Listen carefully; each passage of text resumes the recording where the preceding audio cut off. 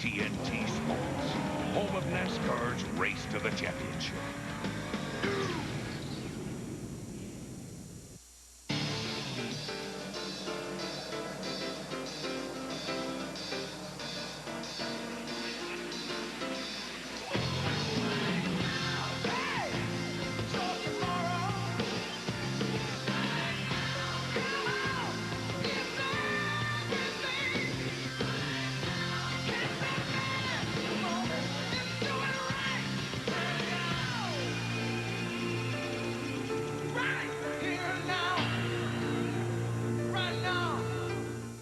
Give me fuel, give me fire, give me double shot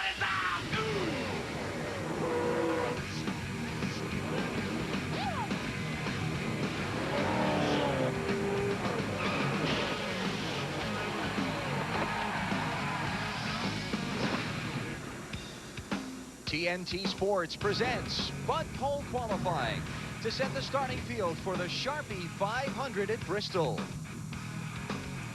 Tucked in the hills of Bristol, Tennessee, sits a half-mile short track with turns banked higher than Daytona or Talladega. Speeds are fast, the action furious, and that's just qualifying, let alone the race. Unfortunately, those high banks are kind of wet right now. A brief but intense shower within the last 20 minutes has put a damper on Bud Pole qualifying. We're in a rain delay situation here in Thunder Valley. Let's see what's going on down in the garage area while we wait out the wet. Here's Matt Yoakum. Alan Rusty Wallace couldn't pick a better place to end the second longest streak of his Winston Cup career without a pole, now at 61 races, top 5 in practice. And Rusty, you drew a great spot on the grid, fourth from the end. You really want to get out there and take a shot at that pole. Yeah, I do. We tested here, ran real well in the test session, ran real good and fast. And so I think I got a car that can get the pole what they really do. And if that doesn't happen, the car was really good in race setup, so I'm excited about that too. How jacked up do you get as a driver knowing that Bristol's on the schedule, the night race, and you're coming each week as it gets closer and closer that you go into Thunder Valley? I get really excited about it. You know, I've won here 9 times, and the place has been super good to me, so I can't think of a better reason to come up to Bristol and like it. Well, he wants that rain to stop so he can get a shot of his 8th career pole here in Thunder Valley, and more importantly, tomorrow night, under the lights, his 10th Bristol victory. Dave Burns? Hey, man, a guy that's looking for his 3rd pole this season is rookie Ryan Newman. Ryan, your car was 5th quick, according to the sheet that I had this morning. Good enough for the pole if we get to qualify? Yeah, it'll definitely be a contender, no doubt. I mean, it's just so close. You got to hit everything right. You got to avoid the right bumps and hit the right bumps, and the track's tough. I mean, you got to carry a lot of speed through the corners and the straightaways, and you know, in that instance, it's no different than any other place, but it's more on edge than most places. What do you think about Bristol in terms of getting your first victory? You've been second 3 times this year. You've had, I think, 10 top 5s. You guys are close. Is Bristol a place you think you can get your first win? It all depends. I mean, so many things can happen. You're at everybody else's misfortune when you're here at Bristol. There can be a wreck in 35th when you're leading and you're the first guy to it. And you know, it's just so tough. Time is just of the essence here, and timing can be your best friend and your worst friend at the same time. So we'll just have to see how things go, get the car qualified, and hopefully get a good pit position, and you know, go from there. Timing is everything, Alan, and at Bristol it happens real fast. Yeah, Dave, and the rain happened real fast, too. Welcome to Bud Pole Qualifying. Alan Bestwick, Wally Dallenbach, Benny Parsons. What, 30 minutes ago, it was about 96, 97 degrees. The sun was shining, and then the clouds let loose, and now the track's all wet. That's got to be frustrating for these drivers and teams who are already pushing their cars through tech and getting set to go. To get ready to qualify. And, you know, Ryan Newman talked about hitting the right bumps, missing the right bumps on the racetrack, and now Jeff Gordon was the quickest car in that practice session. He has to go out and duplicate that lap. And can he do it? A lot of pressure on these drivers to try to duplicate those laps from practice. And they've got to sit here and wait out the rain and what track conditions are going to change and so on before they get a chance to go. Wally, a driver this morning down in the garage, told me qualifying at Bristol is 30 seconds of terror. That pretty much hits the nail on the head around this place. You always hear drivers, I'm holding my breath. I've got to hold my breath. You literally hold your breath around this place qualifying. It happens so fast. And like Ryan's saying, you got to hit your marks. You got to be perfect. So, yeah, this is a very intimidating racetrack. The topic of discussion in the garage area throughout the morning was yesterday's vicious NASCAR Busch Series crash here at Bristol that you've probably read about sometime earlier today. Mike Harmon was the driver. He comes up off of turn number 2. It's so reminiscent of Michael Waltrip's crash here back in 1990. Catches where the crossover gate meets the concrete wall, and it destroys his car. The gate gave way, and he hit that concrete wall head on, and you can see just literally sheared the car in two. And watching the circle, that's Mike Harmon sitting in there. Johnny Sauter comes along in the 2 car and luckily misses. And watch this, folks. He stands up and steps out of the car. Unbelievable. That is, and someone said, he looked at those guys and said, I can't believe it, I'm alive. So similar to Michael Waltrip's crash here. And the story was there are steel reinforcing posts that are supposed to be put behind that gate. They weren't in place when that practice crash happened yesterday. Well, that's what I heard. We see the post back there, but that fence gave way and he goes into that concrete wall that doesn't give. But again, we talk about how safe these cars are. You know, sometime along the line, you got to be lucky. Yeah. And Mike Harmon was lucky. There's no other way to explain that. No, that's right. It's unbelievable. You know, I talked about the similarities to Michael Waltrip's crash here a number of years ago. Same thing. Watch Michael in that red and yellow 30 car. Gets bumped with Robert Presley there. Same spot, same thing. And the car just stops. I mean, it's going 70, 80, 60, whatever miles per hour, and the car just literally stops. And nothing can do that. The car just, Michael's car totally disintegrated. As a matter of fact, when the rescue workers went to Michael's car, there were 2 parts of the car. They went to the wrong part. They went to the biggest part where they thought he would be. He was not there. He was in the other part over there. Whew. I mean, everyone says, have you ever seen a wreck that bad? I said, yeah, Michael Waltrip, because a lot of similarities. And I would not want to have been in either one of those cars, nor would I pick the one that was the worst crash. Obviously, besides the fact that Mike Harmon is okay, the really neat part to that story is he went to the hospital, got a checkup, came back here to the racetrack, borrowed Larry Gunselman's backup car, and is in tonight's NASCAR Busch Series race that you'll see at 8 Eastern time here on TNT. Unbelievable. All right, we're in a rain delay. Bud Pole qualifying from Bristol. Tony Stewart supposed to be the first guy out. Here at Bristol Motor Speedway, the track is drying very, very quickly. Going to have Bud Pole qualifying underway for you shortly here live on TNT. You'll see every car run. Tony Stewart and Dale Jarrett will be the first couple out. Showed you this accident earlier with Mike Harmon hitting that crossover gate in turn 2, then getting hit by Johnny Sauter. I mean, the right front tire went flat. He ran over something, punctured a tire, whatever. The right front was flat, and the car just goes straight. And that wall gave enough that he hit that concrete abutment. I mean, he is so lucky. And it just cut the car literally in 2. And watch this, folks. He just gets up. He doesn't have to go out the window. He just steps out. And that's not oil coming from the racetrack. That's coming from the suit. Well, fortunately, we can laugh about it now, and so can Mike. He's with Marty Snyder. That's a great point. We can laugh about it now, Mike. And first of all, let's take things chronologically. What happened with the wreck? Well, you know, like we said before, something broke in the front of the car. Our tire went down. We really don't know. As hard as the car hit the wall, we'll probably never know. But, you know, coming down the back stretch there, and after we got in it, got into the fence pretty hard, and the car started coming apart. And, you know, I knew it wasn't a normal wreck. And got spun around some way, and the 2 car hit me, which I didn't realize after it was over with. And then when it was over, I looked up and saw the roof, and half the car was gone, and, you know, felt like I was very lucky to survive and was ready to get out of that thing. At impact, did you know it was a different kind of wreck? Did it feel different to you? Well, not really at the first impact. It was a normal deal. But then when the wall started coming through the car, I knew it wasn't normal. You know? That was kind of a good indication. It was a good indication that something wasn't right. And I'm just very, very thankful to the good Lord that nothing got into me, all the debris that was flying around. And you did not see Johnny Sauter coming at you, and that was probably the most scariest part of the wreck. Hey, I'm glad I did see it according to the pictures that I saw, but I didn't see Johnny. The first time I saw him was when I stepped up out of the car and looked down the track and saw my engine, front clip, and his car and radiator and all that laying down on the track. And that's when I knew that somebody else had hit me as well. Now, how does a guy have the guts to come back from the hospital, take out someone else's backup car, and then go qualify it and race tonight? Well, that's hard to answer, but it's just what we do, you know.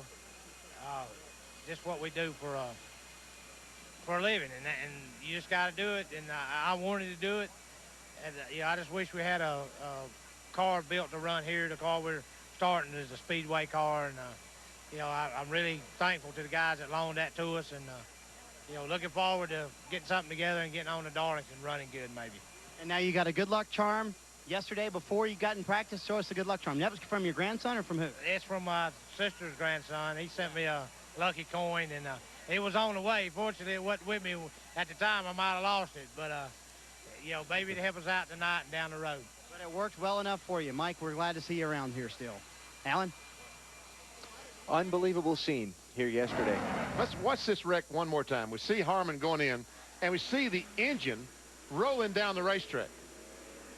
Down there's, once again, we're going to see here's the engine rolling down the racetrack. And you know, the guys back on the back pits watching that wreck said the amazing thing, the engine ran rolling down the racetrack. It was still running, and it ran for about 10 seconds. It finally stopped. It was still running. It ran out of gas. I guess it ran out of gas. Didn't have the gas line hooked up to it. Finally, it ran out of gas. Well, as we said, it has been the topic of discussion in the garage all morning as we've been here at the racetrack, is how Mike Harmon survived that accident. We are sure glad that he did. All right, Dave. Alan, Bobby Labonte just viewed that footage with me a second ago, Alan. I know you've never had a wreck here like that, but this place can sneak up on you and beat you up. Have you ever had a night that has felt nearly that bad? Yeah, but after looking at that, it really wasn't that bad at all, I suppose. Mike, man, you know, very, very fortunate person that he is to be here today, because that sure was, you know, horrific. You threw your helmet one time here. This place can make you mad, can it? It really can. It, you know, brings out the worst in you a lot of times, and unfortunately it does. But you know, it can be a lot of fun when you're doing good, but when something happens, you know, it just takes everything out of you that you worked so hard for, because you know, it could go just real fast, and you know, you do get pretty you can get pretty frustrated over a bad night here a lot of times, more than other places, seems like. We've had a rain shower here now. You've got to go out and run 2 flying laps. What is the track going to be like when you go to it? Well, hopefully dry, and it didn't really rain enough to probably wash any rubber off that was already on the racetrack. So I mean, it wasn't a big rain. I mean, it lasted for a little bit, but it wasn't terrible. So you know, hopefully it won't change a whole lot. We'll really have to wait and see. Tony goes out first, and we go out, I think, 7th or 8th. So you know, maybe we'll get a little bit of information before we have to go, because things happen here so fast. But it'll be interesting. That's right, and it's good to have a teammate going out before you in a situation like this, guys. Tony Stewart can provide some information before Bobby ever hits the track. And you know, Bobby Labonte, when he threw the helmet, he didn't throw it at another driver. He threw it at his own car. Yeah. Remember when he crashed off turn 4? He threw the helmet at his own car, and then he goes up and kicks the car. I wonder if he broke his foot. Dave, ask him sometime, just for me, if he broke his foot when he kicked. We can go in if you want. Okay. You know, Bobby, Benny asked a question, so I got to jump back in here, Bobby, and ask you this question real quick. Benny wanted to know if, since it was your own car that you threw the helmet at and kicked the car, he wanted to know if you hurt your foot. No, I did not hurt my foot. It just, I thought it was going to hurt, so I made sure that I was getting ready to, I was prepared to limp just in case it did hurt, but it really didn't hurt. At least I threw my helmet at my car, nobody else's. You know what the real irony is here, Benny? Right before he came out here, he was looking at some new driver's shoes. I wonder why. Steel-toed, right? Yeah, probably. All right, they're getting ready to roll the first car in a few minutes. Track has dried. Let's check out how they ran in practice earlier today. Ran from 11:20 to 1:20 Eastern time, and well, Jeff Gordon came up quickest. Yes, he did. Earnhardt Jr. Elliott still continues to run well, and there's Rusty and Newman teammates. Ward Burton, the cat car in 10th spot. First car rolls in a couple of moments. It'll be Tony Stewart out when we come back. Is brought to you by Stacker 2, the world's strongest fat burner. Burn fat, crush cravings, and supercharge your energy. By Suzuki, maker of innovative motorcycles and all-terrain vehicles. By Budweiser, delivering beer at its best with a crisp, clean, refreshing taste known only to the king of beers. And by Wendy's late-night pickup window, where you can eat great, even late.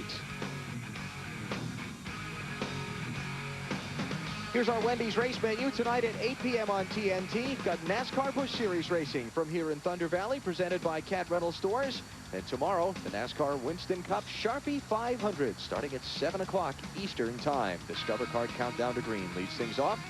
A lot of racing for you here on TNT over the next 24-plus hours. Sterling Marlin leads the NASCAR Winston Cup Championship coming into this weekend's race. He's with Marty Snyder. Alan, he leads the points, but didn't lead practice this morning. 29th fastest in practice this morning. Sterling, what's up there? We unloaded the car was just sideways and just really loose the whole time. And we changed about 5 or 6 things here to qualify, get it tightened up, and see what we got. Kind of come the same stuff we had. We qualified second with, and the track seems to be about 2 or 3 tenths slower than it was, and just real slick. So trying to get it figured out. Yeah, now, you come into Bristol as the points leader. 43 points is the lead. And I don't care where you are on the points. You got to be worried because points can swap really fast here. Does that concern you at all? Yeah, I mean, they can swap both ways.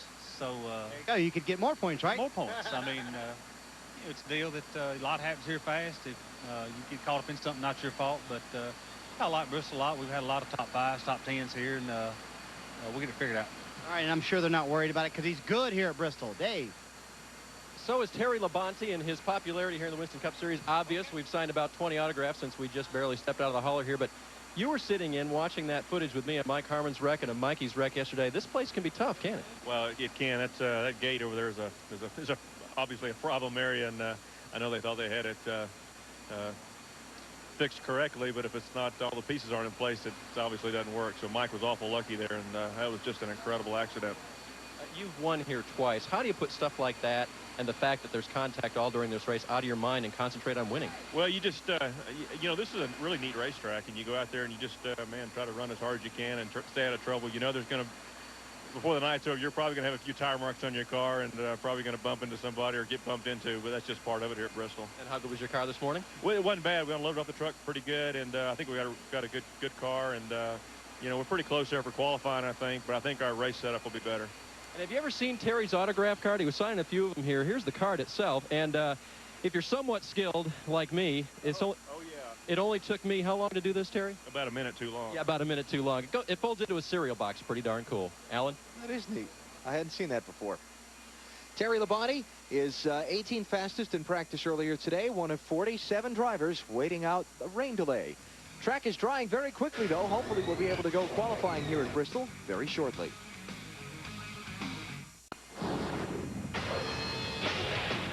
This Sunday, Witchblade takes over TNT.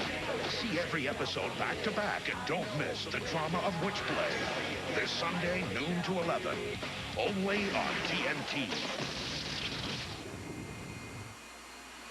Tomorrow night, experience more in-car camera action with NASCAR In-Car on In Demand. With NASCAR In-Car, you get 5 in-car camera channels with virtual dashboards, real-time in-car data, and live team audio. 1-888-SPORTS-IN is the number to order the half-season package, only on digital cable. Matt Yoakum.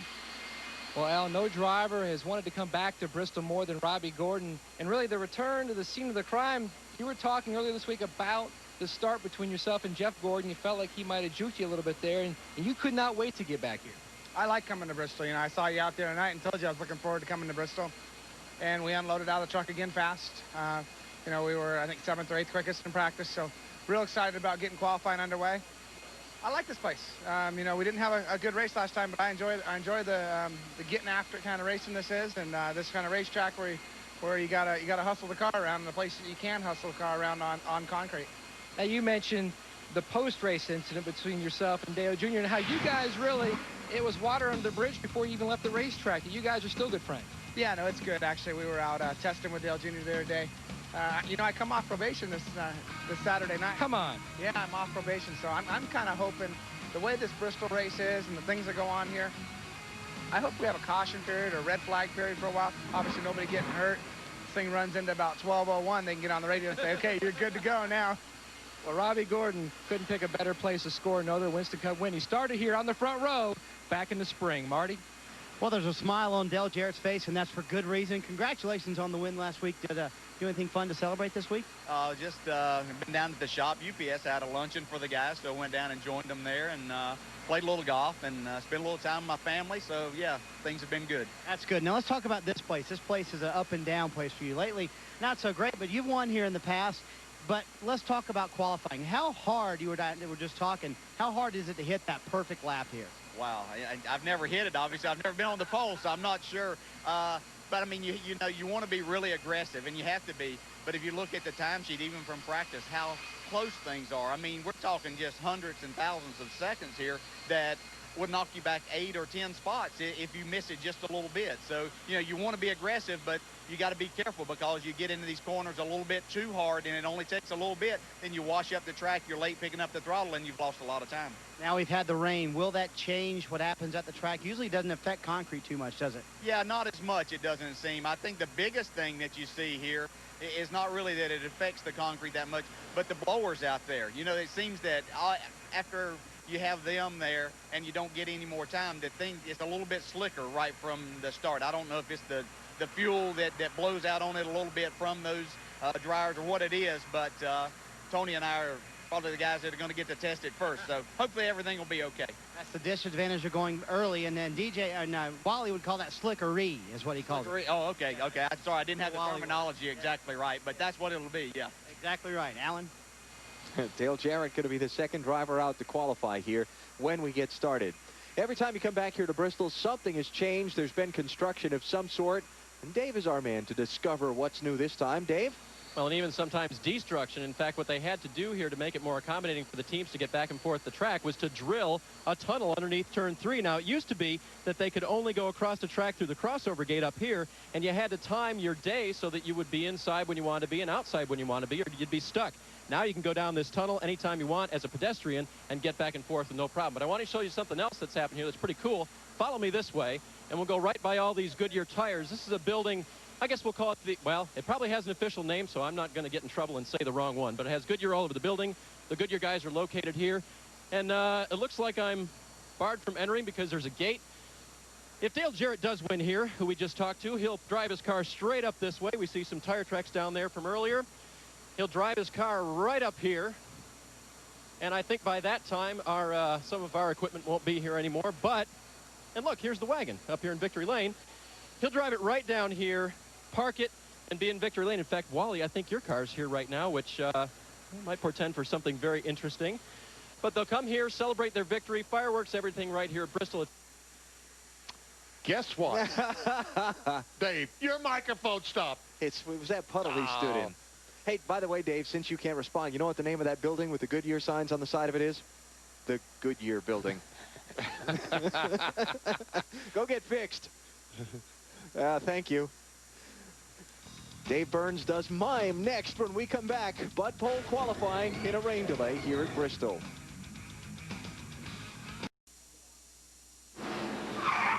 NASCAR on TNT continues tonight at 8 Eastern Time. Cab Rental Stores presents NASCAR Busch Series Racing from Bristol. Tomorrow night, the Sharpie 500 from Thunder Valley at 7 Eastern Time. Wouldn't you hate to drive a car that those guys tighten the lug nuts? Because only got some of them on. 2 or 3 lug nuts is all they ever tighten. Man. It was Marty who was. They're not getting your money, BP. They're fast. That's cheating. But that's right. That's a mild form of cheating right there. As quick as the rain came over this racetrack, it has left, and the speedway is drying very, very quickly. The corners, got, what, 1, 2, 3, 4 jet dryers out there? And they're telling us from NASCAR Race Control less than 30 minutes before the first car will roll. I think less than 30 minutes is easily less than 30 minutes. You know, one of the things about racing here at Bristol is, Mark Martin calls it trying to fly a fighter jet in a gymnasium. It's controlled chaos, and sometimes the chaos gets out of control.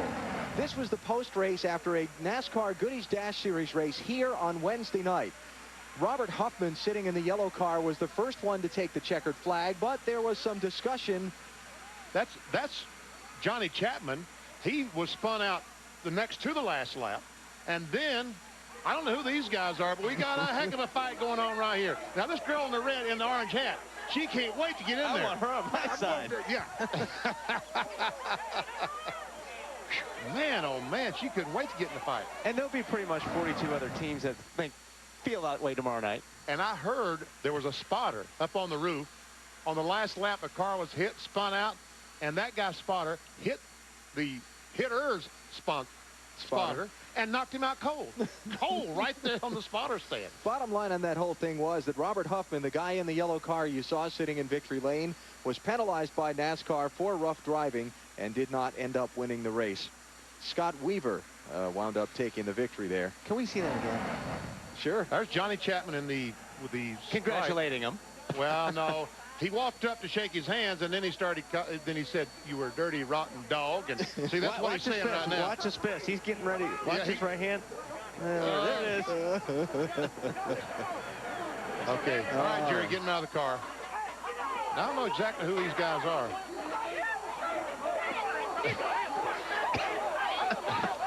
You know, here's the thing. They've got a boxing arena on the grounds here at the racetrack that operated for a number of years. They could have just moved this whole thing about 500 yards and let him go. There should be a copper Benny for that. A copper? Not the golden Benny, but yeah, at least. Yeah. Well, what are those rims made out of? They were rolling all over. Matt Kenseth and Matt Yoakum are seated together somewhere. And Matt's teammate Kurt Busch won here back in the spring. You come back here looking for a Roush sweep, 25th in practice. Have you guys got enough in the car, do you think, after some changes to get a shot at the pole? No.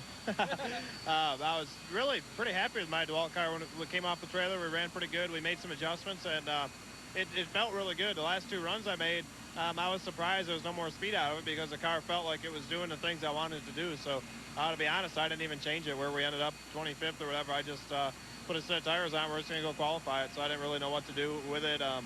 We made that run, probably 20 minutes before practice is over, so I'm hoping that the track picked up a little bit, and hopefully we can get somewhere in the top 15. That'd be all right.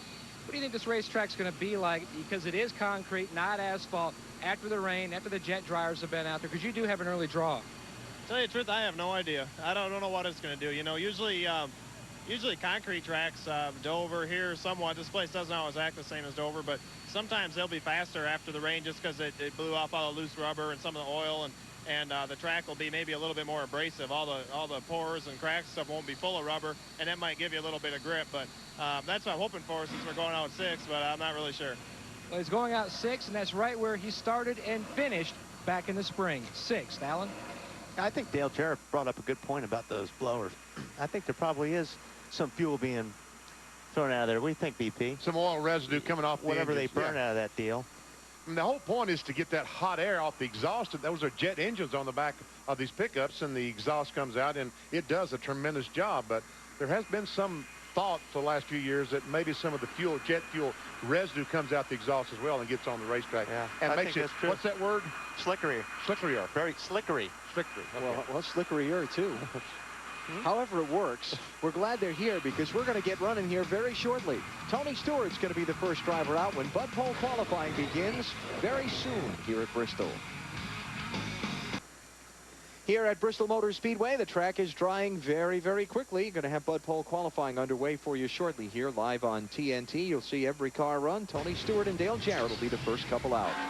Showed you this action earlier with Mike Harmon hitting that crossover gate in turn 2, then getting hit by Johnny Sauter. I mean, the right front tire went flat. He ran over something, punctured a tire, whatever. The right front was flat, and the car just goes straight. And that wall gave enough that he hit that concrete abutment. I mean, he is so lucky. And he just cut the car literally in 2. And watch this, folks. He just gets up. He doesn't have to go out the window. He just steps out. And that's not oil coming from the racetrack. That's coming from his suit. Well, fortunately, we can laugh about it now, and so can Mike. He's with Marty Snyder. That's a great point. We can laugh about it now, Mike. And first of all, let's take things chronologically. What happened with the wreck? Well, like we said before, something broke in the front of the car. Our tire went down. We really don't know. As hard as the car hit the wall, we'll probably never know. But, we're coming down the back stretch there, and after we got in it, got into the fence pretty hard, and the car started coming apart. And, I knew it wasn't a normal wreck, and got spun around some way, and the 2 car hit me, which I didn't realize after it was over with. And then when it was over, I looked up and saw the roof, and half the car was gone, and, felt like I was very lucky to survive and was ready to get out of that thing. At impact, did you know it was a different kind of wreck? Did it feel different to you? Well, not really at the first impact. It was a normal deal. But then when the wall started coming through the car, I knew it wasn't normal. That was kind of a good indication. It was a good indication that something wasn't right. And I'm just very, very thankful to the good Lord that nothing got into me, all the debris that was flying around. And you did not see Johnny Sauter coming at you, and that was probably the scariest part of the wreck. Hey, I'm glad I did see it according to the pictures that I saw, but I didn't see Johnny. The first time I saw him was when I stepped up out of the car and looked down the track and saw my engine front clip and his car and radiator and all that laying down on the track. And that's when I knew that somebody else had hit me as well. Now, how does a guy have the guts to come back from the hospital, take out someone else's backup car, and then go qualify it and race tonight? Well, that's hard to answer, but it's just what we do, you know. Just what we do for a living, and you just got to do it. And I wanted to do it, and you know, I just wish we had a car built to run here. The car we're starting is a speedway car, and you know, I'm really thankful to the guys that loaned that to us, and you know, looking forward to getting something together and getting on to Darlington running good maybe. And now you got a good luck charm yesterday before you got in practice. Show us the good luck charm. That was from your grandson or from who? It's from my sister's grandson. He sent me a lucky coin, and it was on the way. Fortunately, it wasn't with me at the time. I might have lost it, but you know, maybe to help us out tonight and down the road. But it worked well enough for you, Mike. We're glad to see you around here still. Alan? Unbelievable scene here yesterday. Let's watch this wreck one more time. We see Harmon going in, and we see the engine rolling down the racetrack. Down there's, once again, we're going to see here's the engine rolling down the racetrack. And you know, the guys back on the back pits watching that wreck said the amazing thing, the engine ran rolling down the racetrack. It was still running, and it ran for about 10 seconds. It finally stopped. It was still running. It ran out of gas. I guess it ran out of gas. Didn't have the gas line hooked up to it. Finally, it ran out of gas. Well, as we said, it has been the topic of discussion in the garage all morning as we've been here at the racetrack, is how Mike Harmon survived that accident. We are sure glad that he did. All right, Dave. Alan, Bobby Labonte just viewed that footage with me a second ago, Alan. I know you've never had a wreck here like that, but this place can sneak up on you and beat you up. Have you ever had a night that has felt nearly that bad? Yeah, but after looking at that, it really wasn't that bad at all, I suppose. Mike, man, you know, very, very fortunate person that he is to be here today, because that sure is, you know, horrific. You threw your helmet one time here. This place can make you mad, can it? It really can. It, you know, brings out the worst in you a lot of times, and unfortunately it does. But you know, it can be a lot of fun when you're doing good, but when something happens, you know, it just takes everything out of you that you worked so hard for, because you know, it could go just real fast, and you know, you do get pretty you can get pretty frustrated over a bad night here a lot of times, more than other places, seems like. We've had a rain shower here now. You've got to go out and run 2 flying laps. What is the track going to be like when you go to it? Well, hopefully dry, and it didn't really rain enough to probably wash any rubber off that was already on the racetrack. So I mean, it wasn't a big rain. I mean, it lasted for a little bit, but it wasn't terrible. So you know, hopefully it won't change a whole lot. We'll really have to wait and see. Tony goes out first, and we go out, I think, 7th or 8th. So you know, maybe we'll get a little bit of information before we have to go, because things happen here so fast. But it'll be interesting. That's right, and it's good to have a teammate going out before you in a situation like this, guys. Tony Stewart can provide some information before Bobby ever hits the track. And you know, Bobby Labonte, when he threw the helmet, he didn't throw it at another driver. He threw it at his own car. Yeah. Remember when he crashed off turn 4? He threw the helmet at his own car, and then he goes up and kicks the car. I wonder if he broke his foot. Dave, ask him sometime, just for me, if he broke his foot when he kicked. We can go in if you want. Okay. You know, Bobby, Benny asked a question, so I got to jump back in here, Bobby, and ask you this question real quick. Benny wanted to know if, since it was your own car that you threw the helmet at and kicked the car, he wanted to know if you hurt your foot. No, I did not hurt my foot. It just, I thought it was going to hurt, so I made sure that I was getting ready to, I was prepared to limp just in case it did hurt, but it really didn't hurt. At least I threw my helmet at my car and nobody else's. You know what the real irony is here, Benny? Right before he came out here, he was looking at some new driver's shoes. I wonder why. Steel-toed, right? Yeah, probably. All right, they're getting ready to roll the first car in a few minutes. Track has dried. Let's check out how they ran in practice earlier today. Ran from 11:20 to 1:20 Eastern time, and Jeff Gordon came up quickest. Yes, he did. Earnhardt Jr. Elliott still continues to run well, and there's Rusty and Newman teammates. Ward Burton, the cat car, in 10th spot. First car rolls in a couple of moments. It'll be Tony Stewart out when we come back. NASCAR continues on TNT tonight at 8 Eastern time as Cat Rental Stores presents the NASCAR Busch Series race from here in Thunder Valley. Then tomorrow, coverage of the Sharpie 500 starts at 7 o'clock Eastern time with Discover Card Countdown to Green. And you know, Alan and I talked last weekend, and we talked about the caution flags for tonight's 250-lap Busch race. And I had the over-under at 10 cautions. Is that, what do you think? Average has been 8. 8? So 10 is a little over. 10's a little on the over. Oh, we'll see at least. What do you think, Wally? At least 10 caution flags? Yes. I'm betting I'll tell on you the the thing over. I was watching most carefully earlier in the week, the full moon. Making sure it was passed by tonight. Jimmy Spencer is racing tonight. Is he going to be involved in any of those cautions, Marty? Are you going to be involved in those cautions tonight, or are you going to just cause them? I'm not going to be involved, and I'm not going to cause it either. Okay, so the over-under is 10, Benny says. What do you think on cautions tonight? Oh, he's a little shallow. It'll probably be over 10. Okay. Very good. All right. Now, you said you never forget. Did you forget what happened here in the spring? No, you know, we ran really well in the Busch race, and it's a night race now. So there's, I love Bristol, you know, and we ran 4th and 2nd. And hopefully we can better the Busch race by 3 and better the Busch race by 1, the Cup race by 1. How about the fun with your buddy Kurt Busch, though? Oh, that's all old news, you know. That's been many, many, many moons ago. But, you know, that's all behind us now. And, you know, we're just looking forward to it. We got a pretty good car today. We'll see what qualifying holds for us. Track position is very critical at this racetrack. So does that mean that Jimmy has forgotten and forgiven?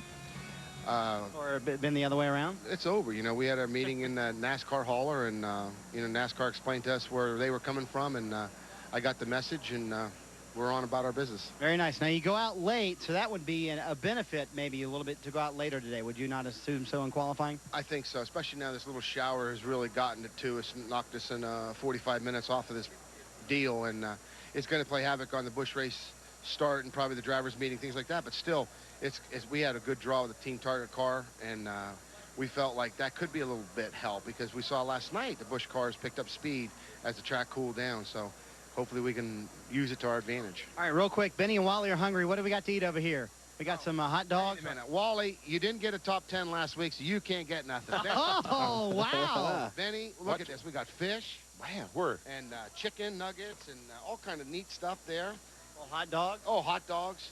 And then you got the morning. This is where he keeps his bacon and things like that. Oh, we still got some bacon from this morning. Did TC cook that? It'd be any good. Yeah, TC did cook that, right? Oh man. Oh no. This is Arvis. Arvis is our big. Arvis is the new guy. Ooh. TC is the nutritionist. Ah, he doesn't cook bacon. He would cook up some vitamins, right? Oh yeah, light chicken. You know how is it, Wally, on the IndyCar circuit? They have chicken with a light little oil and cordon vinegar. bleu. Chicken cordon bleu. Chicken cordon bleu. Okay, and then for us it would be fried chicken with gravy and grits and oh man, oh good stuff. You're getting hungry. I'm getting hungry, and it's you know past the time allotted for me now. So thanks for supporting us here, and I think we're gonna have a good weekend here at Bristol. Wally just whispered one thing in my ear. By the way, where did you finish in the Busch race last week? Ninth. No, I did not whisper that. I knew. I saw him blowing by me. I did finish ahead of you, Wally. Yeah, I'm going to tell you what, buddy. You did a good job for the first time back. I look forward to racing with you. Benny. What? I mean, there's this room for you. Yeah, there is room for Benny. I could fit in the car, Benny. I got plenty of Busch cars at the track. Darrell Waltrip still runs the truck series. We can get you in, Benny. You're the past champion. I know you can do it. Okay, thank you very much, Jimmy. Appreciate it very much. Well, take it up, Benny. I got a car for you. Don't do me any favors, Jimmy. All right, Matthew. Well, Marty, Jimmy Spencer may not remember where he finished last week at Michigan. Kevin Harvick will tell you exactly where you finished the last 2 night Busch races here. You've won. Yeah, we've won the last 2 night Busch races here. We finished 2nd in the Winston Cup race. This place has been good to me and RCR, and it's just I enjoy coming here. It's an enthusiastic place and kind of fits my driving style. So it's a lot of fun, and I enjoy it, and we've been pretty fortunate to have a lot of success. Now, we're going to see the kindler, gentler Kevin here at Thunder Valley. Man, as long as we got all this other stuff going on, I'm flying under the radar, and I'm just going to do what I have to do to try and win a race and go home. So we'll have a good time and be the kindler, gentler ways about it. Kevin Harvick, kind of a throwback weekend as the first car rolls. Double duty here in Thunder Valley. This is Big Orange, except it's not orange this weekend. And if you look very carefully, you'll see Charlie Brown and Linus and Lucy and Snoopy on there somewhere along with the Great Pumpkin. All right, 15:62. Tony Stewart ran in practice. That was good enough for the 11th. Fastest time, a little loose off turn 2. We talked about these first few cars might be a tick loose. Residue from the jet dryers. That's the assigned reason. About the same speed as he practiced. He ran a 66 in his qualifying lap. Oh, that's big loose. Tony, the pole sitter for the night race in 1999. He won the race 1 year ago. All right. A little quicker. About very little. Very little, yes. not quicker enough. Not quicker enough. Tony with a first and a second the last 2 weeks. See if he can keep his run going and his assault on the Winston Cup Championship tomorrow night in the Sharpie 500. There you go. There's Linus and Snoopy and old Chuck. Linus, he's the one with the blanket, right? Yep. Security blanket. Yep. Very good. Yeah. BP does pop culture. All right, Dale Jarrett will be next up. Alan usually has a blanket, security blanket. See the guy running. I need some sort of security in my life. The guy running down to Tony Stewart's car to get the tire temperatures after his qualifying run. He just run through a water puddle, so I don't think the reading's going to be too accurate.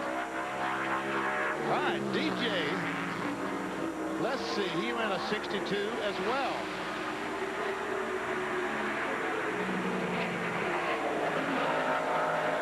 All right, we'll see. It's not moving. Maybe the rain got to it. Yep. Looks like a pretty good lap. Little right front smoke there, like the fender bit down on the tire when he Yes. into the corner. See that? Was a good lap. Just a tick quicker than he ran in practice. In practice, he ran 15.62. Here he ran 15. Oh! As he got through 1 and 2, it looked like better on that second lap, but he lost it all right there at 3 and 4. So you can see how much of a slip that was. That was 0.3 of a second. 1/3 of a second. All right, Matt, what's Tony say about the racetrack? Well, let's just talk to the Rushville Rocket. Tony, how was the racetrack after the rain and all the jet dryers? I don't know. I didn't think it was that bad. I mean, it's just you don't want to be the first guy out. That's the disadvantage. But you know, it's just done off a draw. I mean, we just didn't draw a good number today. But you know, you hate to have it happen at a place like this. It's really important here. So I don't know. I mean, we'll see where we shake out of it. You know, I'm pretty excited. We got a cool new paint scheme this week and racing for peanuts. Yeah, seems like it some nights. But no, we you know, this is probably my favorite race of the year, is this night race. And you know, like I said, we didn't draw a very good spot for qualifying. That kind of gets us behind the 8 ball to begin with. But we'll race really good here, no matter where we qualify. This is the same car that we've always run really good here, and I'm pretty sure it's the same car we won here last year with. So pretty excited about this Pontiac. It's their all-concrete car, and it is the same race car he won with here 1 year ago. This is Tim Sauter, NASCAR Busch Series regular, trying to qualify Dave Marcus's car for tomorrow night Sharpie 500. And I'll be very surprised if that 16.19 that he actually ran on the second lap a little bit faster. I'll be very surprised if that qualifies for tomorrow night's race. Dale Jarrett's the early leader, just underway with Bud Pole qualifying in Bristol. Qualifying on TNT is brought to you by Stacker 2, the world's strongest fat burner. Burn fat, crush cravings, and supercharge your energy. By Suzuki, maker of innovative motorcycles and all-terrain vehicles. By Budweiser, delivering beer at its best with a crisp, clean, refreshing taste known only to the king of beers. And by Wendy's late-night pickup window, where you can eat great, even late. All right, we have a new pole sitter. Ward Burton takes that cat car. He beats Jarrett by about 6/100ths of a second on the first lap, and that will be his lap of record, the first lap. Ward, winner of the pole for the most recent short track race at Richmond back in May, and he is on top of the stack now. Dave? And DJ went for the pole. Wardy, of course, has gotten by now. Where does that lap end up by the time this is over, do you think, Dale? Wow, you know, things are so close here, it's hard to predict, but that's faster than I ran. I picked up, so that's normally not what I do here, so I'm glad of that. If you look at it, I would think he's going to get in the top 15. Sun would come out, may even get in the top 10, but should be a decent starting spot. He's hoping for more sun out here, guys, and so far he's getting it. Green, green, green on Matt Kenseth. There he is. And he's getting faster. Oh, he slowed down right in the middle of the corner, but he's back to green. Whole speed, it looks like. Oh, it's so close. Wow, just missed it. Just missed it by about 0.04 of a second. And he's slower this lap. Yeah, a lot of these guys will go faster on the first lap, and that's why it's so important, because you get the green first time by. So you really have to hustle the car up to speed when you come out. It's real important. Matt Kenseth, only driver with 3 top 10 finishes in the season's first 3 short track races, and he's second fastest right now, just behind Ward Burton. Bill Elliott has a pretty impressive little run going in qualifying here lately, guys. Listen to this. He's qualified 4th or better in the last 5 straight races. And in practice, he ran a 52. That would be good enough. Well, Ward Burton actually ran a 52. Look at this. He's 8/10. He's Blew through turn 1 and 2. Yes, he did. Right now, still in the green. Green is good. Green is still good. Still good. Still. No, he's losing something. It's going to be close. Got it. Bill Elliott, fastest qualifier so far. It looks like the first lap is going to be the best lap for these cars, as we see Elliott slowing down on the second lap. 15.492 seconds. Lap number 1 for Bill Elliott puts him at the head of the class in Bud Pole qualifying at Bristol.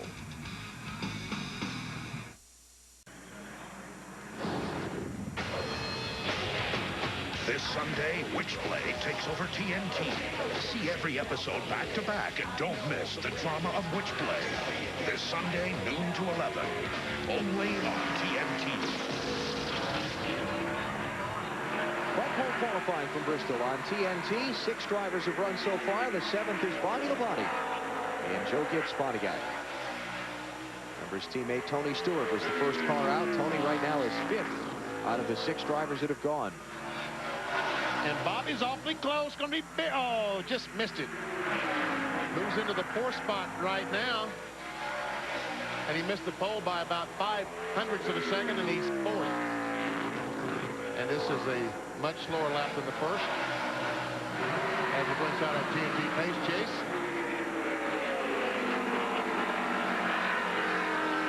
So lap 1 again, the better of the 2, and Bobby Labonte settles into that 4th spot out of 7 drivers that have gone so far. 7 cars have qualified so far. The first 6 are separated by 15/100ths of a second. Here comes Hermie Sadler in the 02. Hermie struggled in practice, 38th best.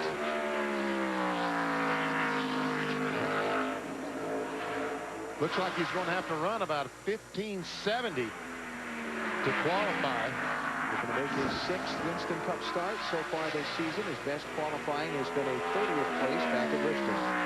Tell you what, if he can stay there at 12, he's got it. Oh, he got it too high down in 3 and 4.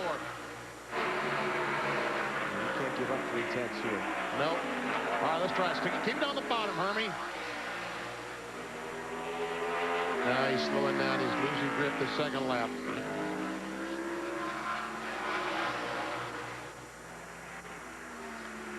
Only one word to describe that. One word? Trouble. Oh, okay. That's going to be trouble if he wants to get in there. I know you were looking for 3 words. I know. All right. Matt? And Al, I've caught up with Bill Elliott currently on the pole. Bill, you picked up about a 10th. Did you think you would get more than that, or was that what you expected? You never know here. I mean, this is a racetrack that you can lose a 10th easier than you can gain it. We'd run pretty decent in practice, and now we just need to try to back it up. We backed it up and gained just a little bit on it, but you know, time will tell. There's still a lot of good cars left, and just, you know, hopefully we can get on the front straightaway. He tested here, and his last pole came in 1991 here at Bristol. So he made the comment, get in on the front straightaway. Really, truly, there's not an advantage. Hang on, hang on, baby.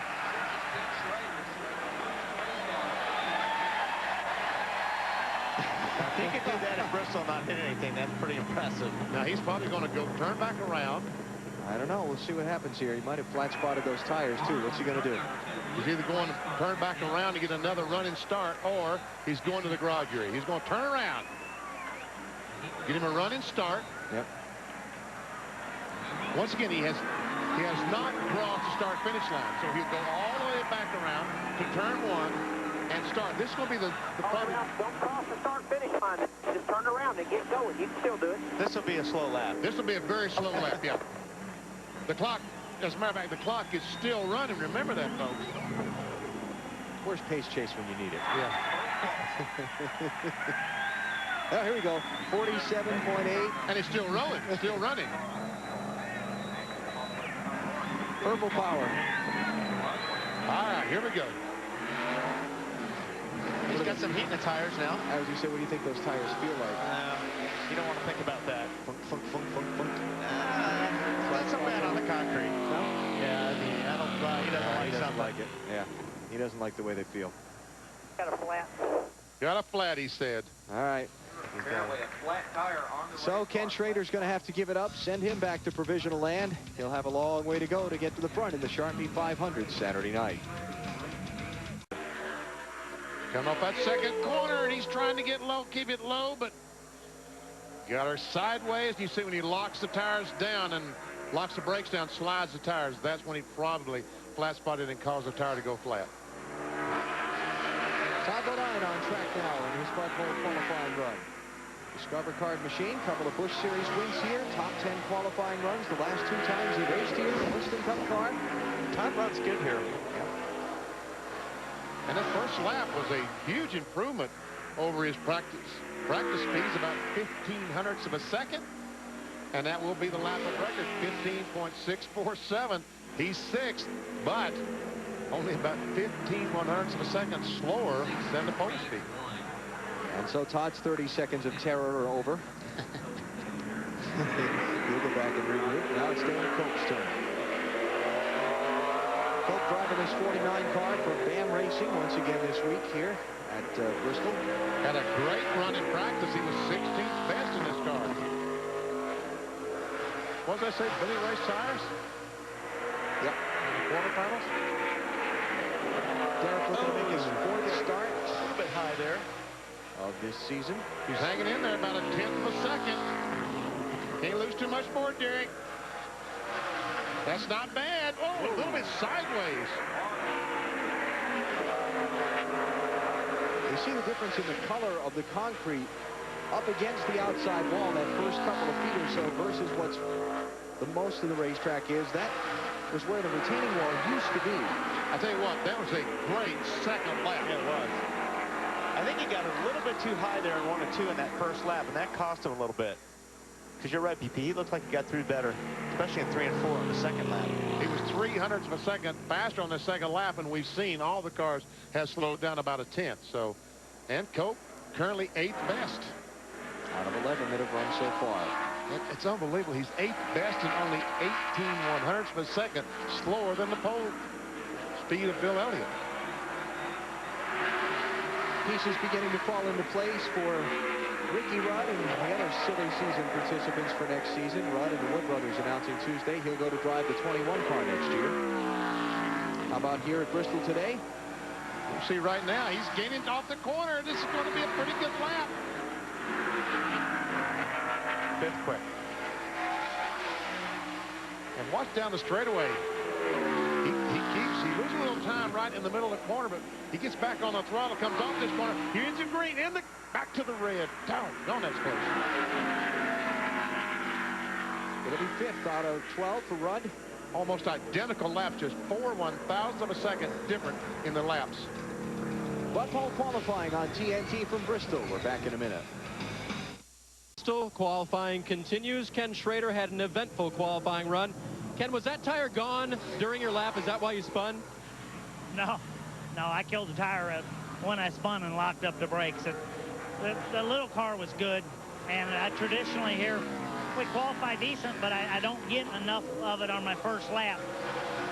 I was going to get it on my first lap, and it felt good through 3 and 4, and it was real good in 1 and 2, but I just pushed it too hard and didn't get it gathered up. Now, don't say he wasn't going for it, guys, because he certainly was today. Here's Jerry Nadeau on the track now. And you see he's about 1/4 of a second slower than the pole sitter, and he's going to end up back in the 10th spot.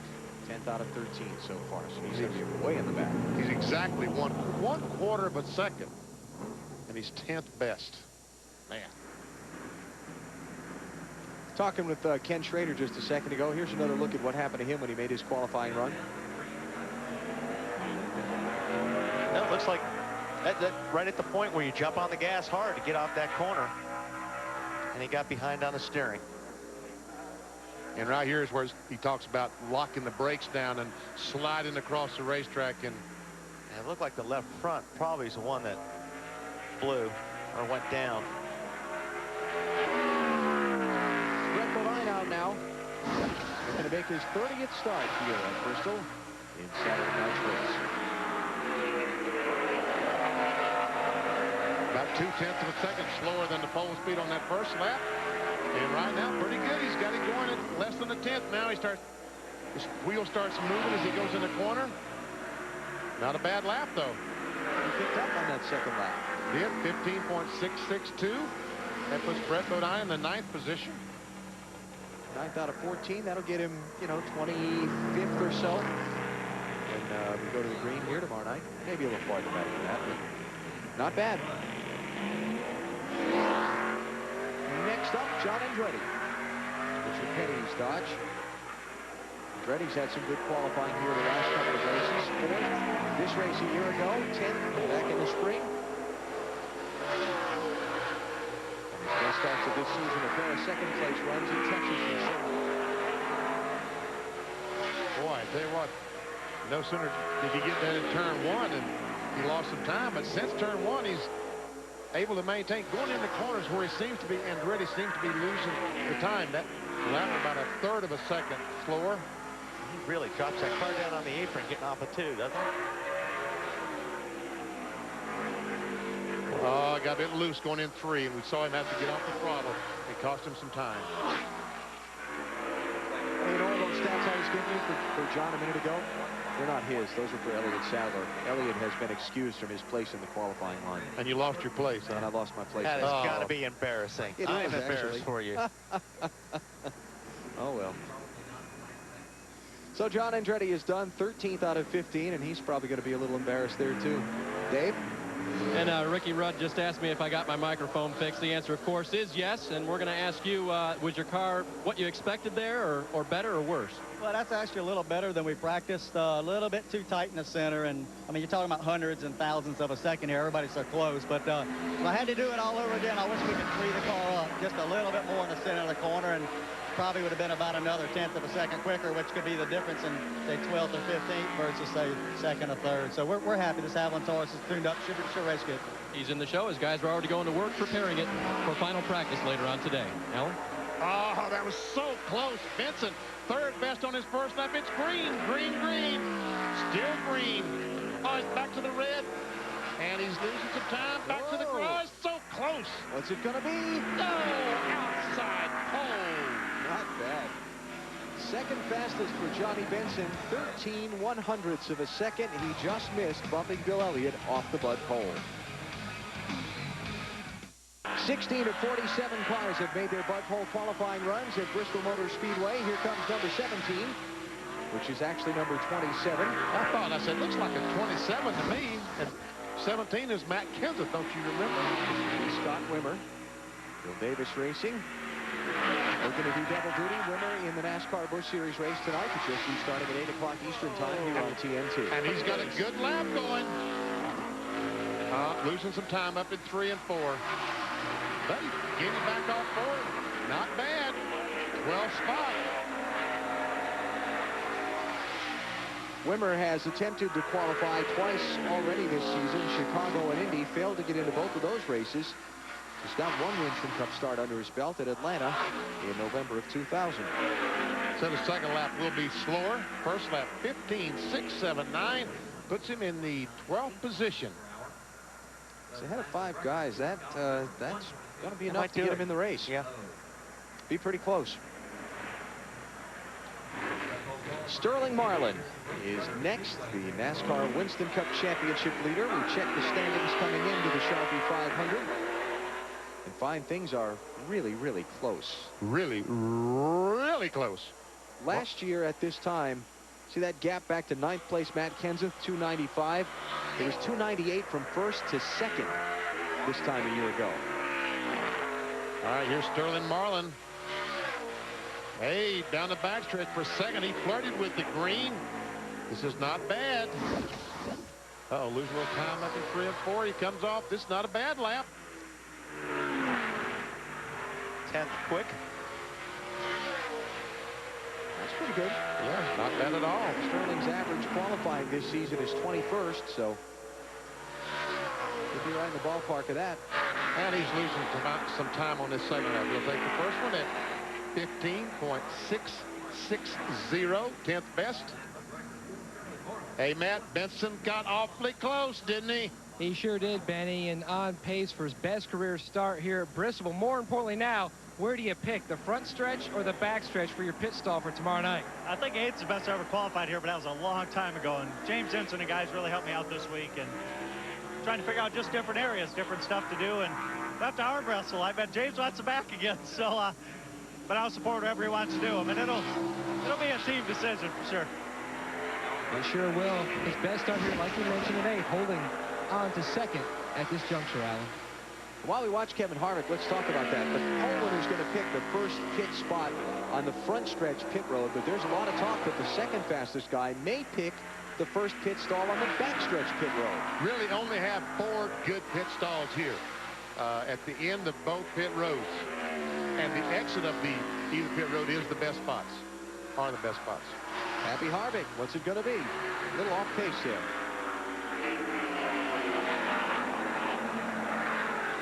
You see the first lap at 15.639, 8th best. It's amazing he's just 14/100ths of a second slower than the pole speeder. Pole speed. Pole speed. I know what you're I can trying say to that. say. So check out, here is the layout of pit road here at Bristol. This is all this is the front stretch pit, and they got one just like that on the back stretch. 42 pits, 21 on either side. And where you pick has been much discussed here during the day today. Steve Park. Oh, that hurt. That hurt. Can't get him that sideways on your qualifying lap. That's 2 or 3 tenths you lay down right there that you've lost. And he caught too much of the apron going in turn 3 of that left front and got him loose. Let's see if he catches that apron again. Boy, they used a lot of that apron on coming off 2. Better there, but still off the speed, as you see on Pace Chase. And that's only going to get Park 16th out of 20 in Buffalo qualifying. 47 cars here all told, so we're approaching the midway point of today's time trial session. Jeff Green is next out on track. Join me tomorrow night at TNT Discover Car Countdown to Green. See you here at 7 o'clock, and I'll teach you how to get around this place we call Bristol. Back to you, Alan. Wow. Well, I don't know if I'll teach you how to get around. I don't know how to get around this place, but sure was fun anyway. Wally's World, Dave discovers, and more on Discover Car Countdown to Green tomorrow night. Didn't this car sit on the pole here last year for this race?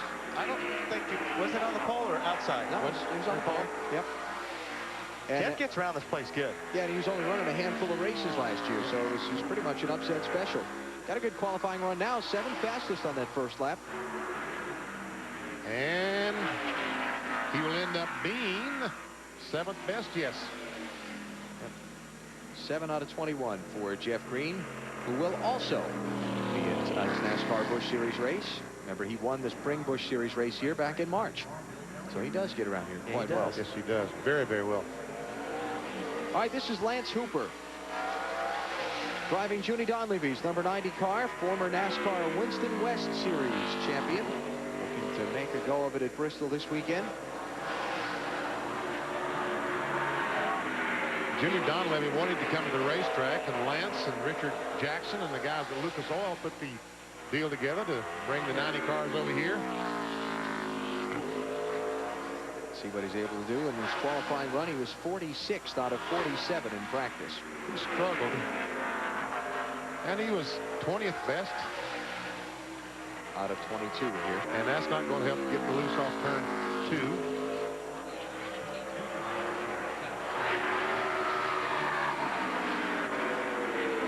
And checkered flag up for Hooper, and he is going to remain 20th fastest out of 22. Using Junie Donleavy's number, they'll have some owner points to fall back on, so they may be in provisional land here tomorrow night. It's going to be really interesting to see who gets these provisionals at the end of this thing.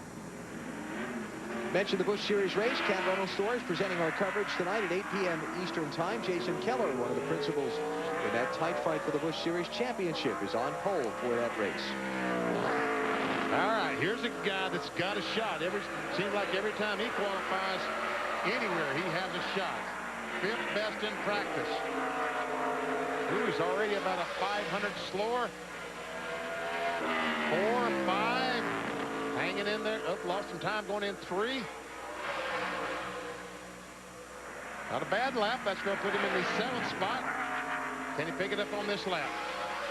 Oh, it's close. Look at Green. that. Green, green. Still green. Oh, back to red. Got a lot of time to make. Back to green. This may be. Oh, he's side. Ooh, did you see that dirt dragging off the corner? 6/100ths of a second shy. And that 6/100ths of a second is going to leave him 6th. Unbelievably tight, the qualifying is here. I think for the Busch Series race tonight, the spread from 1st to 36th is only a half a second in qualifying. It's going to be less than that for this group of cars. Looks like it'll be about a 1/4 of a second between 1st and 36th. Dave Blaney up next in the 77 car. His 8th place qualifying run you saw in that graphic there, his best ever short track qualifying effort. And check this out. He's right there at 5/100ths of a second. 6. Oh, really sideways. Yeah. 2 sideways. Okay, now is he going to pull lead? He can. He can. He can go all the way back around to 1. Get him another running start. Oh yeah, hang that left, go back the other way. That's Blaney saying his tires got to be flat spotted. He doesn't want to do this again.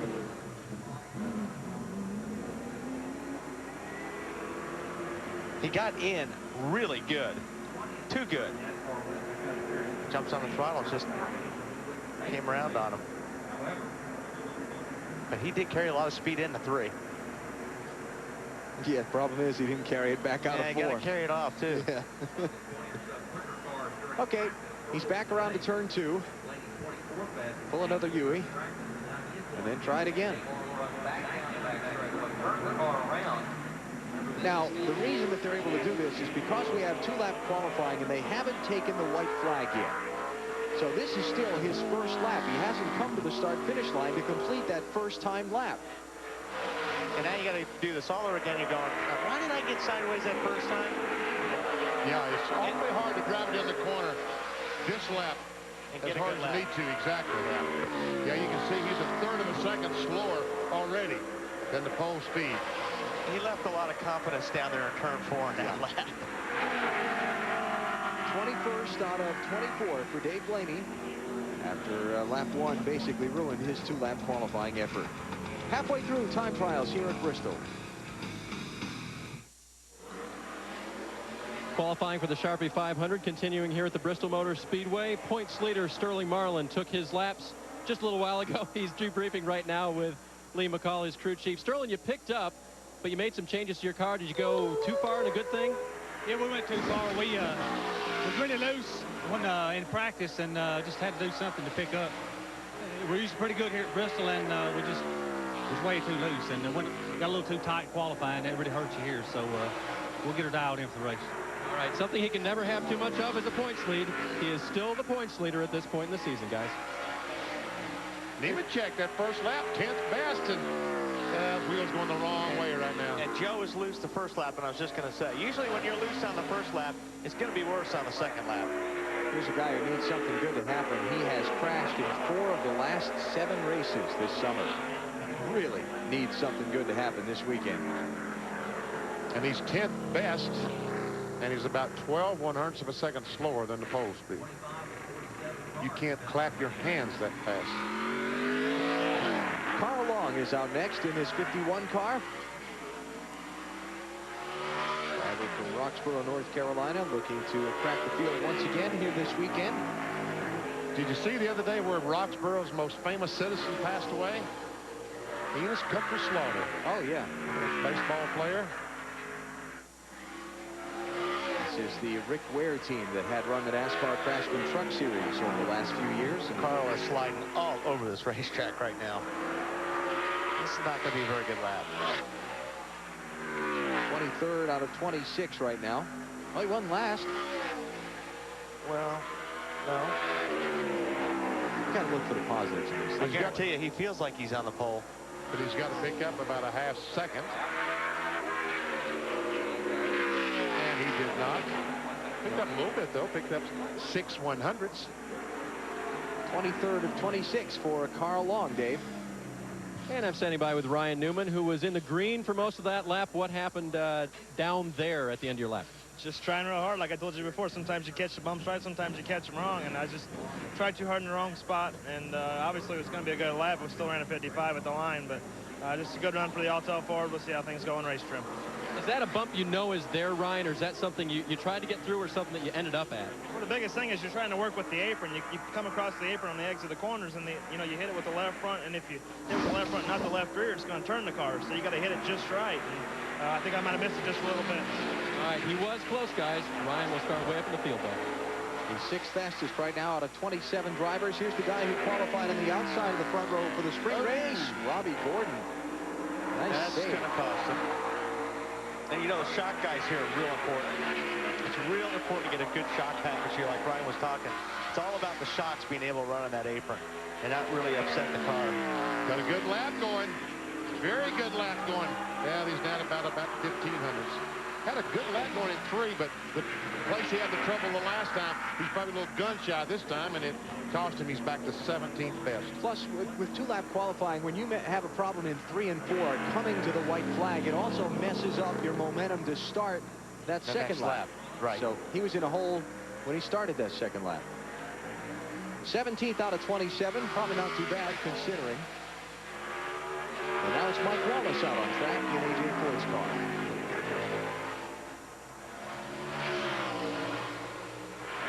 All right. He's off and running. Wheels going the wrong way. Not too bad. Ooh. Less than a 10th on the backstretch. This is a team that is 40th in owner points, so they...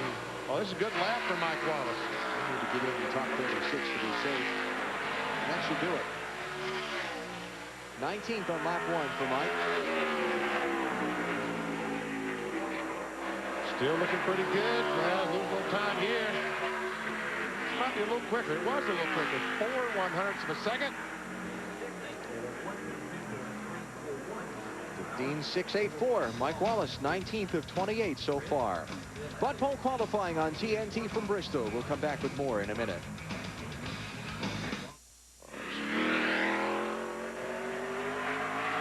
Back at Bristol Motor Speedway with Bud Pole qualifying on TNT. Here comes Kyle Petty out onto the track.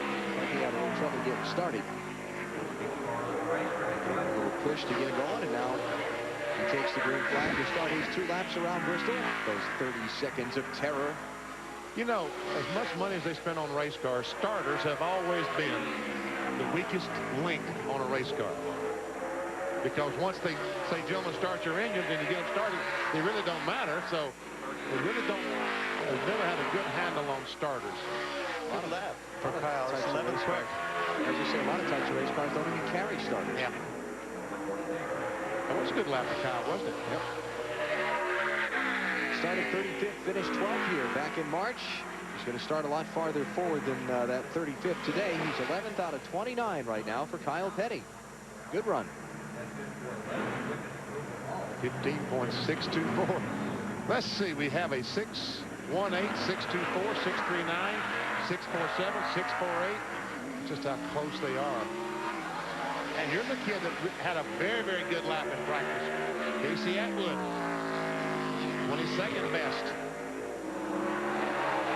Got a birthday coming up on Sunday. Oh, yeah, he's going to be real old. How old is that? Yeah, not very. How about 22? And we've got it going. 7 100 slow. 3 2 1 is in the green. Down close, but no cigar.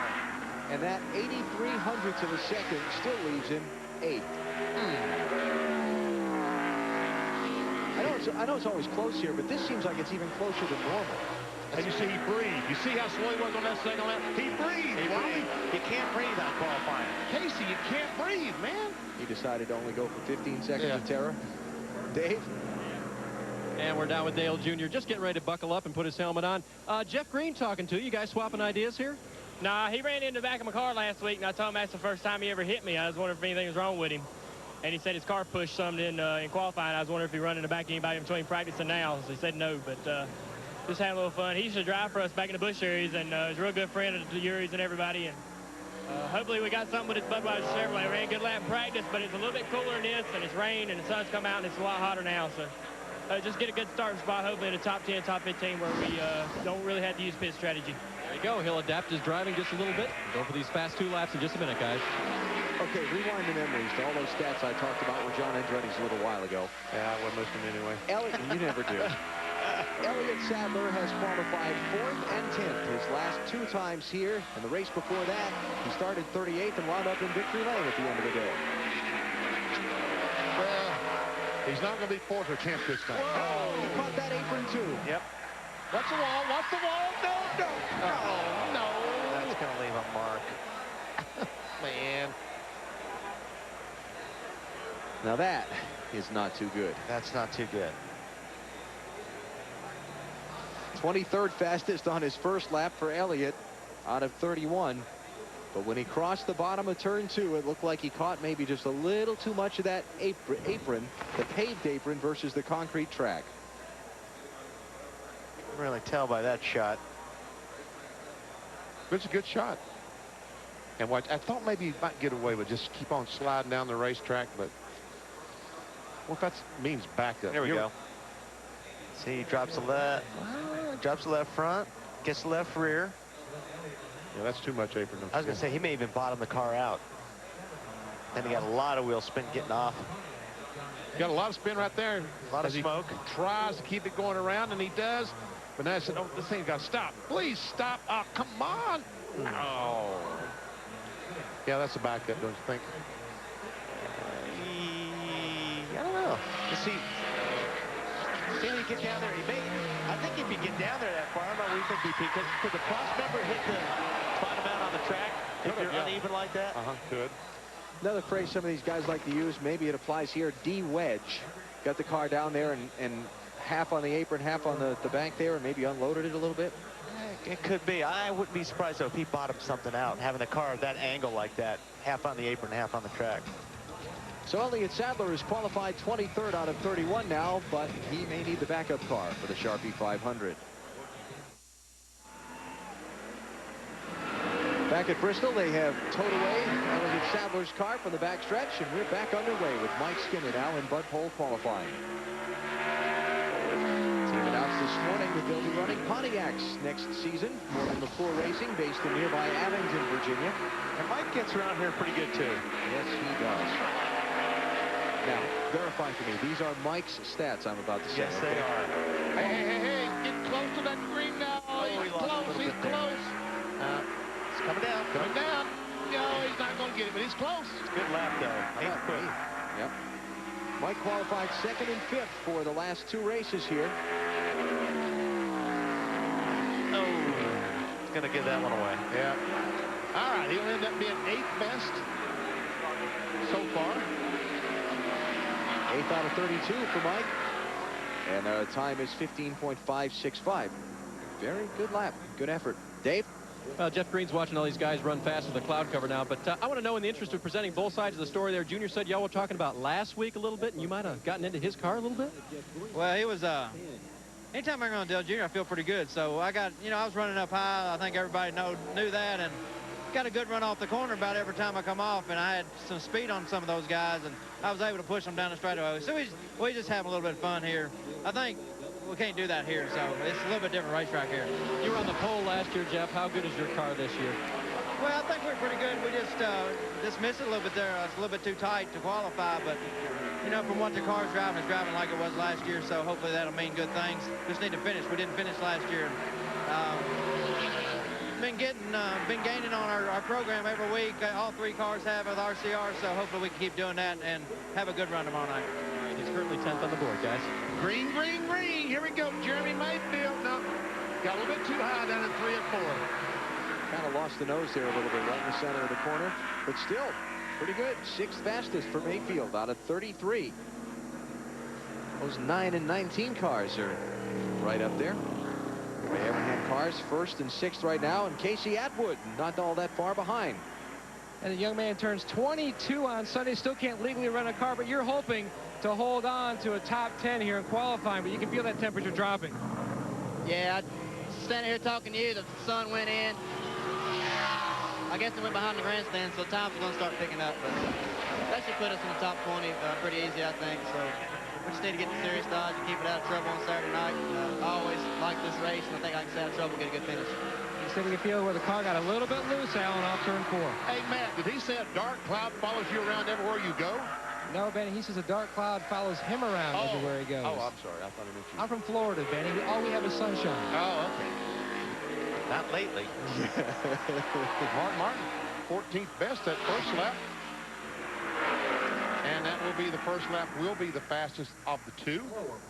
Mark second in points, coming in 43 behind Sterling Marlin, and he'll have a midfield starting grid position for the Sharpie 500. Well, he's starting 5 spots in front of Sterling right now. He's got to keep finishing 5 spots in front of Sterling if he's going to take that top spot in points away. Again, you know, Sterling has led the points since the second week of the season. It's hard to believe that nobody's gotten up there and taken it away in all that time. There's a dynamic duo for many years. Ray said, man, what a break you caught. Clouds came over, it's cooled off. I need a coat. I need a coat. Yeah, I don't know about that, but. Here's Ricky Craven on track now in the tide ride.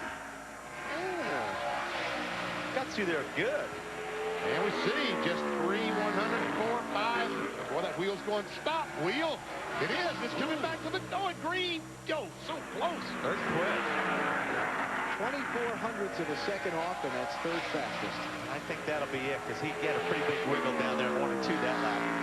And he spun out the first lap on the racetrack today, I think. Didn't hit anything. I think kind of like Schrader did down the backstretch in the Elliott Sadler car, but Craven was lucky, didn't make contact with the wall or other cars. And he'll be happy with that. Third fastest right now. Good job. Good job, everybody. Appreciate the hard work. It's Mike Beam, the crew chief there, talking to Craven, letting him know where he is.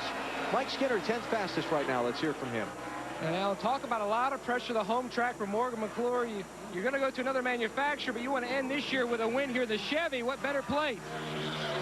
We sure would. We'd like to see Kodak get back to victory lane, Morgan McClure racing, and you know, we've struggled a lot. We're working on this car pretty hard today. We started out in race trim, and the car's real tight in the center of the corner, and still is. So we got a lot of work to do, but if we can get this thing to turn right there, come off this corner straight, we can race on Saturday. New second place runner in qualifying, Dale Earnhardt Jr. And he's very close on this lap. He could come off perfectly, I'd say perfectly off this corner. He might do it. Oh, no, not quite. Wow. He did. He's on the pole. 15.482, and the fans are going nuts as Junior on his second lap knocks Elliott off. His first lap, he went down into turn 1. That car bounced so hard. I saw it. Both times he went into turn 1, the car looked like it really bottomed out, like he had really, really soft rear springs in that car. Here's Bobby Hamilton now, 55 car. His best qualifying run this season was his second at Martinsville. And this, we see our TNT pace chase. That is based on the lap of Dale Earnhardt Jr. Looks like he's got his hands full right there. And this is he had a good lap going till he got to turn 3. I quit. That's enough of that. That's it. So Hamilton 27th out of 37 after his 1 lap. And Kurt Busch will be next on track. How about Dale Earnhardt Jr.? 2 100ths of a second he beat Bill Elliott by, Matt. Well, Junior, how would you describe that effort? Really, really good. I'm really proud of my team. Tony Jr. and all the guys, they worked real hard on the setup during practice. We were about 30 fast when we found some things from our other teammates, Steve Park and Michael in the Napa Chevrolet. All those people kind of helped make this happen. Hopefully Steve gets a good run and Michael gets a good run. I don't know what Steve ran, but real happy.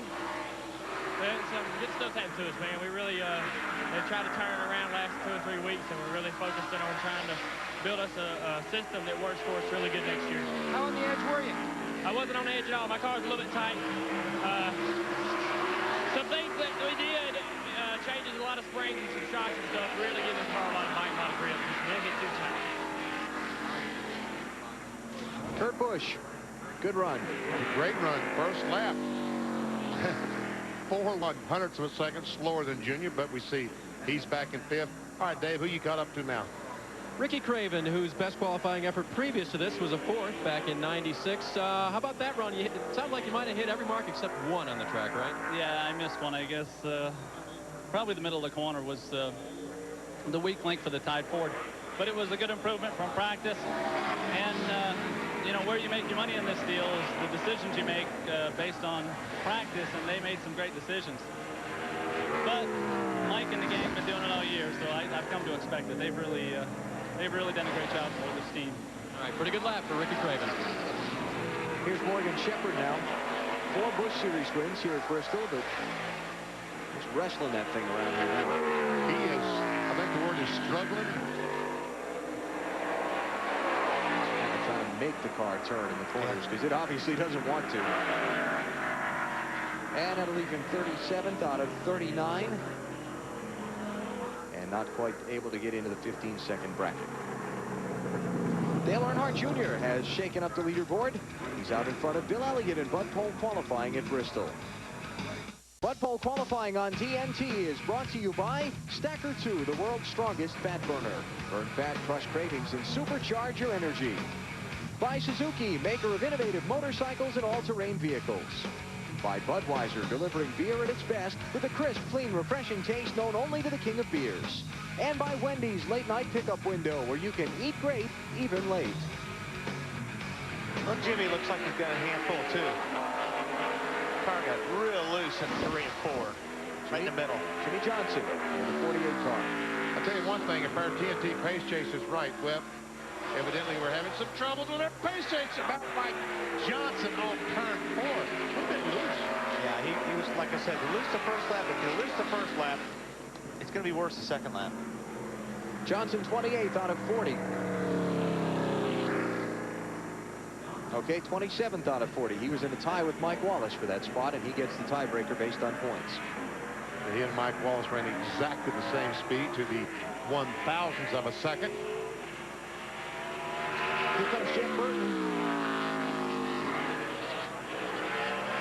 But we still, Junior's on the pole right now, but 2 of the fastest cars in practice are still to go. Jeff Gordon and Rusty Wallace. Good lap going for Burton here. Looks like he had a little trouble just getting into 3. Oh, he slid hard. See, now, he slid hard coming out before, so like we were talking about earlier, although it's pretty green right now, the car is loose.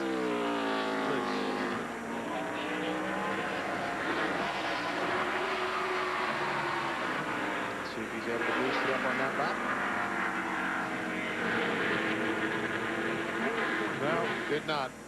First lap, 15.769, good for 31st.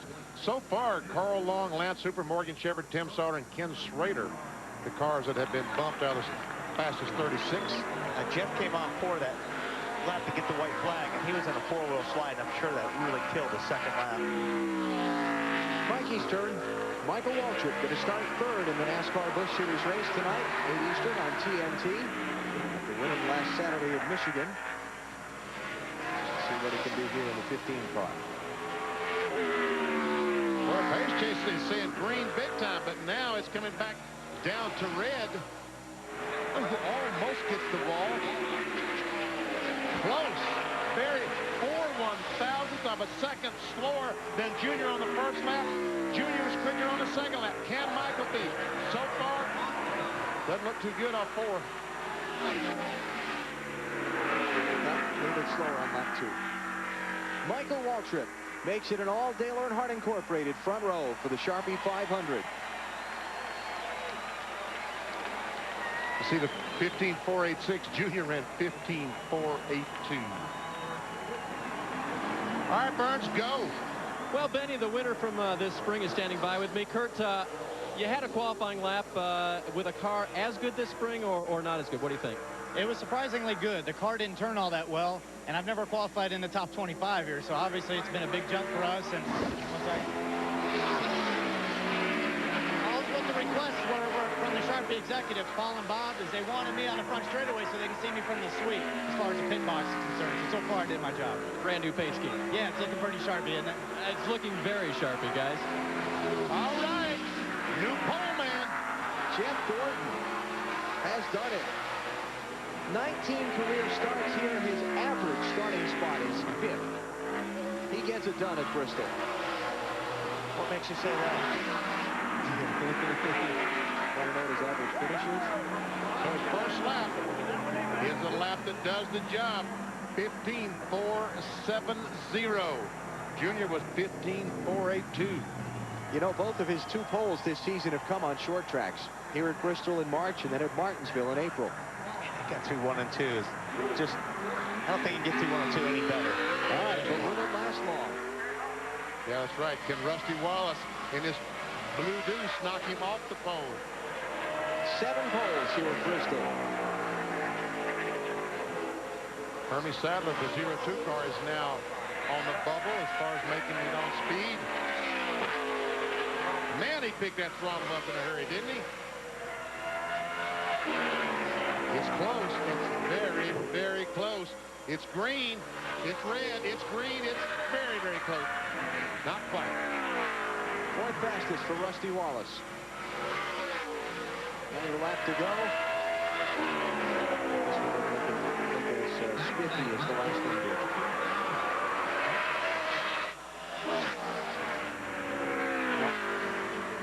Yeah, row 2 for Rusty Wallace, 9-time Bristol winner. He'll be a threat in that Sharpie 500. Matt? Well, Michael, the DEI colors were flying strong there on the front row, and then the 24 came by and spoiled your party. That's okay. We're real proud of our qualifying effort. Slugger and Tony Jr. and all the boys on the 8, they work real well together, and we figured out a way to communicate and help our whole program. Our Napa Chevy, I knew we would qualify pretty good because I was real pleased with the way the car drove in practice. And I got a minimum block for the 2nd lap at Bristol. I can only run 1, and really, I can't make it work for 2 laps. And mentally challenged? Mentally blocked, not challenged. I'm probably just smart enough to handle this job, and that's about it. But just think, when I get down with this, I get to do what you're doing. So what's that say about you? I don't know. I'd say I've got a full-time job, though. Behind them, you're only part-time. You're a part-timer. Yeah, but that's too long of a response. You can't come back with anything better than that. You don't have game. You don't have any game, Waltrip. Get back here. You got no game. Tell you what, Jimmy got through 1 and 2 really good, too, that first lap. Lost a little bit in 3. Hey, Dave, who you got now? Well, Jeff Gordon is debriefing with his crew. Lots of handshakes and high fives going around. Jeff, you got your first pole here this spring. Sun's back out. What do you think? Will it hold? I don't know. All I know is it was a really good lap for us. We didn't make any adjustments to it because we ran so good in practice. And, you know, the car was a little bit tight there, but I was able to get back in the gas. It turned real late for me and got off the corners down the straightaways real good. So, you know, we need a good, solid qualifying run. I mean, been struggling with qualifying, and I knew when we came here, short track, placed us down the pole last time, we'd have a real good shot at it with the DuPont Chevrolet. So, proud of these guys. They worked hard for this one today. Place you've won 4 times. Doesn't help to have it. It doesn't hurt to have the confidence here either, Alan. Terry Labonte, 24th fastest on his first lap. And that's where he's going to end up, 24th best. So Elliott Sadler, Steve Park, Hermie's been bumped. Right now, Jerry Nadeau is on the, I'm sorry, Jeff Burton, the 99 car, is on the bubble. Can Hutch Trickle, the 23 car, knock him off? Because that is, ladies and gentlemen, the last car to qualify. Not that one. That red one, just moving right there, 23.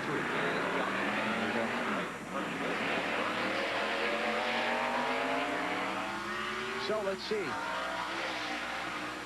where things come out for Strickland, who qualified and had to take a provisional to get in here at Bristol back in March. Man, that's not good there. That hurt his get-go lap right there. Got the car a little bit sideways in the center 3 and 4. So he's aiming for lap 2 already. Yeah, yep, he really is. Got through pretty good there.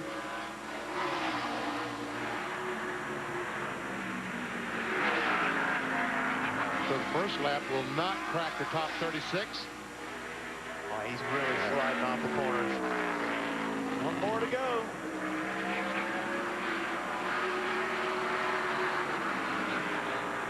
Nope, not fast enough. Hutch Strickland outside the top 36, and he will be in provisional land for the Sharpie 500. That's it. We're all done. Jeff Gordon has won the pole here at Bristol. We'll come back with a look at the grid qualifying results in just a moment. Bud Pole qualifying on TNT is brought to you by Stacker 2, the world's strongest fat burner. Burn fat, crush cravings, and supercharge your energy. By Suzuki, maker of innovative motorcycles and all-terrain vehicles. By Budweiser, delivering beer at its best with the crisp, clean, refreshing taste known only to the king of beers. And by Wendy's late-night pickup window, where you can eat great even late. Bud Pole qualifying's over here at Bristol. Jeff Gordon has taken the top spot, third time in the 2002 season, second straight here at Bristol, and his 45th career Winston Cup Bud Pole Award. And Dale Earnhardt Jr. will start on the outside. Waltrip and Rusty Wallace in row 2. Bill Elliott back in row 3. Jimmy Spencer and Kurt Busch, we saw on that page, guys that ran first and second here in the spring. Mike Skinner got a starting spot in the front half of the field for Morgan McClure Racing, the hometown team. Tony Stewart way back in row 13. And Sterling Marlin, points leader, back in 27th position. Jeff Burton, the final spot on time. Now we're into provisional land here. Lance Hooper in Junie Donlevy's car got the final spot in the field. And here are the 4 drivers who failed to qualify. Tough. Yep. So tomorrow night, there'll be 147,000 here for the Winston Cup race. Tonight, they're only figuring it'll be 120,000. And folks, don't worry. If you don't have tickets, don't come. They don't have any. Yeah. Busch Series race, 8 o'clock Eastern time, presented by Cat Rental Stores on TNT. Tomorrow night's Winston Cup coverage starts at 7. And next, it's Jaws on the East Coast and the Green Berets on the West Coast. About a 45-minute delay for rain earlier today. A little shower coming down just when qualifying was supposed to start. 30 seconds of terror for the drivers. Went a little wrong for some, including Elliott Sadler. So obviously it's been a big jump for us. Jeff Gordon, who scored the Bud Pole, and he'll lead the field with a green flag in the Sharpie 500 tomorrow night. We'll see you tonight at 8 Eastern time for the Busch Series race here on TNT.